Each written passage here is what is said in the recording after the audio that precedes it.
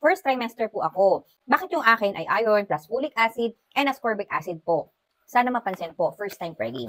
Mami, don't worry kasi iba-iba naman po per pregnant. Iba-iba yung needs natin. Iba-iba yung situation natin. And iba-iba rin talaga yung nare-reseta ng OB. So, sundin mo lang yung OB mo kasi nasa first trimester ka pa lang naman.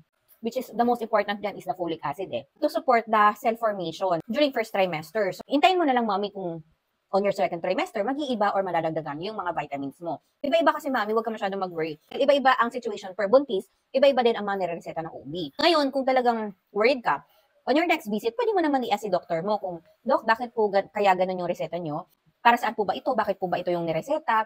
Ang mga doctor naman is health advocate. So, they will explain it properly para mas maintindihan nyo. Then, huwag kayong mahiya magtanong. Okay lang yan. Magsasagot din yung mga yan. So, for now, since nasa first trimester ka lang naman, okay lang talaga ang folic acid. Good na good yan. So, ito mami mo, baka gusto nyong itry. Mixed nuts. Halos complete nutrition na siya, lalo na kung hindi kayo matake sa mga vitamins or medyo nasusuka kayo sa mga vitamins. Ito kasi meron na siyang protein, energy, fat, carbohydrate, sodium, iron, folate, and omega-3. So, kompleto na siya kasi mixed nuts na siya. So, kung gusto nyo i-try, check nyo na lang din yung yellow basket. So, taray, may almond. Mahal kaya to.